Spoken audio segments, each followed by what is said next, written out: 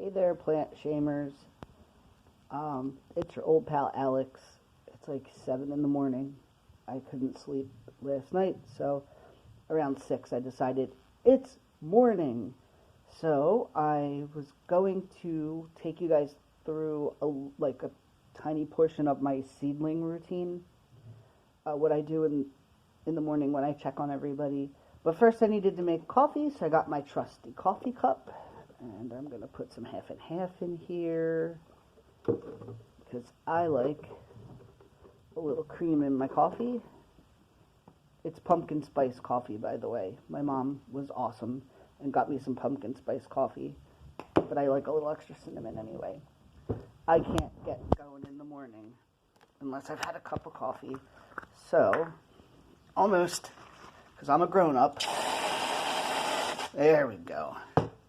It's going to get my dog coming running because she thinks that it's for her. So give me a second.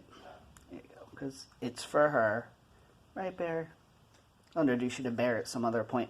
Anyway, there's my coffee. Oh, it holds 40 ounces because, you know, I need a 40 before breakfast. Holy shit, that's the stuff.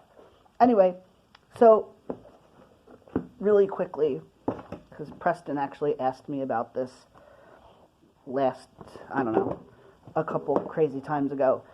This is what I do to keep my seedlings kind of straight, because I take a lot of medication to keep my body moving, so I forget things, and I drop things, and I move things, and it just is what it is.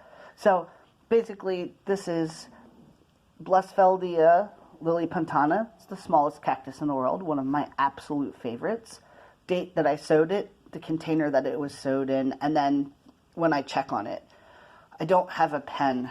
I left my fountain pen upstairs, so we're just going to pretend that I put today's date and checked on the plants. And here they are, my adorable lillipuntanas. And these are lilliputana, I think they're subspecies alba, which is like a even higher altitude that they normally come in. And this is a Bolivian cactus. Most of Bolivia is like nosebleed high. So lillipuntana is very slow growing. It needs an excellent diffused light source because they really tend to grow in the cracks of rocks and crevices. I wouldn't necessarily call them a lithophyte, but they definitely need extra protection from pretty much anything. And they grow almost flat like a peyote button in the wild. They don't grow that way in captivity because they have to dome to get as much light as possible.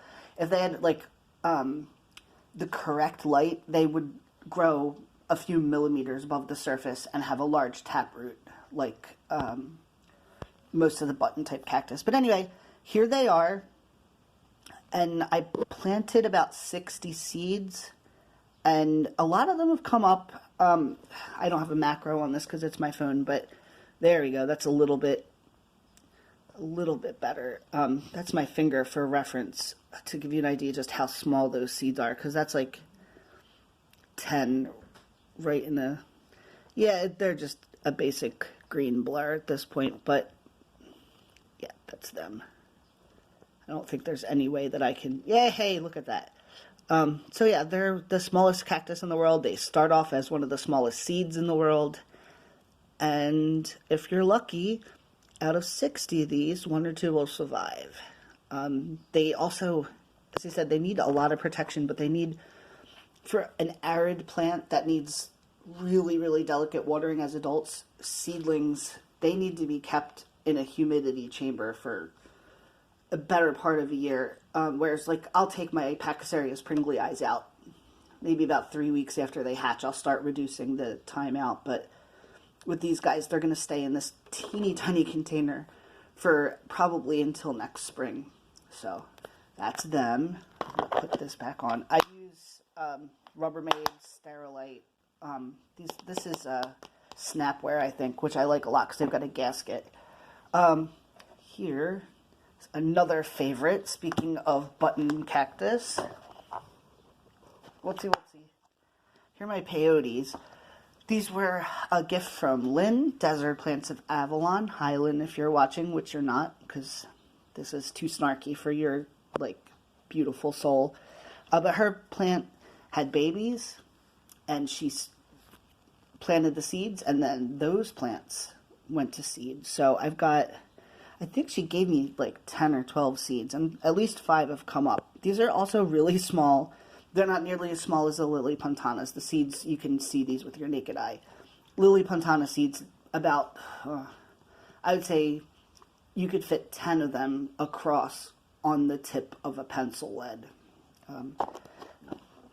But these guys, you can see the seeds with your bare hands. But they also need a little bit of extra protection, but not as much as Lily Pontanas. I've got Ariocarpus, Retussis on the right, Trigonus in the middle. Nope, I'm sorry, strike that. Retussis on the right, this right, that right. Trigonus in the middle, and Fissuratus on the left. The Fissuratus, you know, they did a lot better than I thought they were going to do. Ariocarpus are dead easy to germinate, very difficult to raise, so we'll see. These guys also, like a lot of the other button cactus, even though these aren't technically button cactus, they have really thick, heavy tap roots, so they need really careful watering. But you know, it's a guessing game when they're this small. So I just leave them in the humidity chamber, hope for the best. They'll probably be in here till about fall, and I'll start weaning them when it gets cooler out. This is Echinopsis oxygona on the top. And I don't know what that says. Oh, Sclerocactus. Oh yeah, this is one of the endangered ones that I got.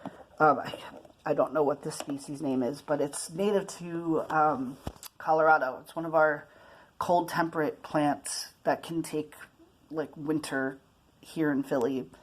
So yeah, the oxygona are up top. So a few of the Sclerocactus looks like they germinated. I didn't have many seeds. I think I got 10.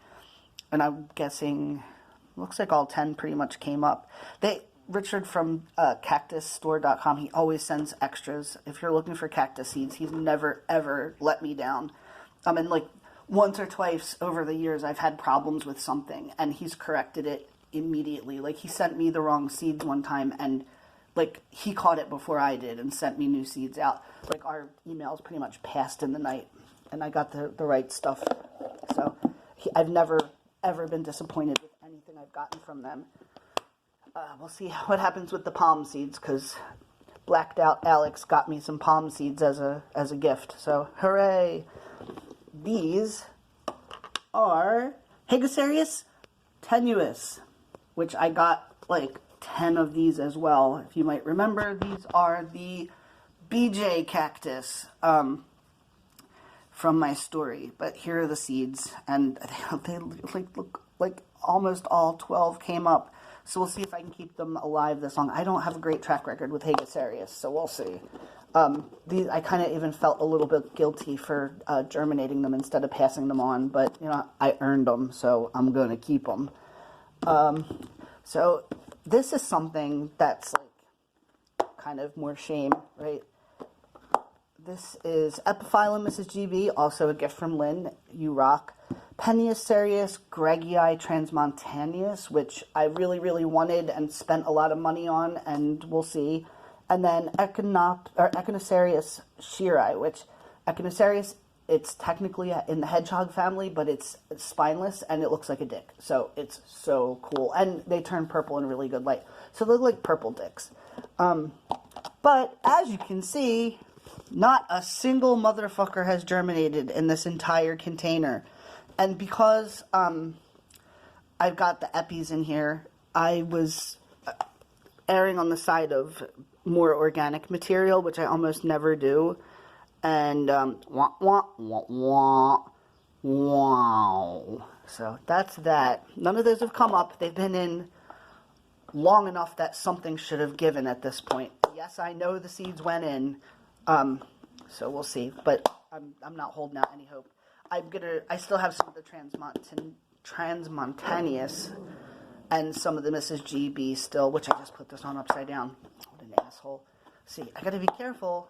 if I don't pay attention, because things are written in a specific way.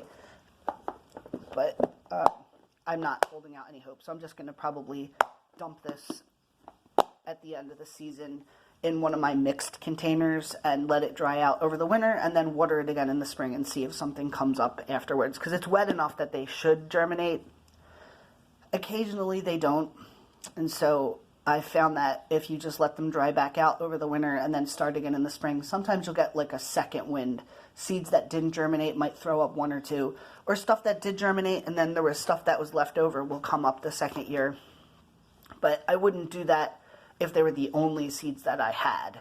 I probably would keep them moist or just, throw them out. But since I have another set, I'll just let them suffer. Last but not least, and as I said, this is like just an offering of what I have going on, but I thought this might be fun for you guys to look at. Whoopsie. These are Amorphophallus titanum seeds. And again, way more organic material for the Titans. These guys are from like Suriname, Borneo type area. High mountains. It's high altitude, wet, relatively warm, no real seasons to speak of. And yeah, you don't even want to know what I paid for these. I had a lot of luck last year. I grew 3 and 2 of them came up and one's still upstairs, like kind of quivering, thinking about coming up. But these are germinated. They look good. That's exactly what you should see with them being coming up. There's growth. Largest inflorescence in the world, not the largest flower. The inflorescence is just like a giant collection of teeny tiny itty bitty dick-like substances. And they're pollinated by dung beetles and flies. It looks like that's molding over, which it's not the end of the world. These guys, they're from the jungle. They're relatively mold resistant as long as you catch it in time. But at least 2 of these have growth points. Oh, there's one that has a pretty significant growth point on it. Little known fact, well, known in the Amorphophallus world, but these guys will sometimes grow like 3 and 4 growth points that aren't where the original one would be. So you can get 3 and 4 plants sometimes off of one seed. You have to be really careful and either just let them grow their own corms, which sometimes they do, or split them really, really carefully and hope for the best. I had one last year that had 2 growth points. Smelly Nell, who's also upstairs. So these are my Amorphophallus titans. I've got some other titans over there. I've got Jacardiensis, I think, and another dwarf one. Not that I needed it. And then after I'm done making notes about the seeds that I have that are like germinated, I tend to go and look at my older seedlings. Mind the hair. These are, oh dear, they're just really hairy. Sorry. These are astros. This is Astrophytum capricornus, and these are Myriostigma.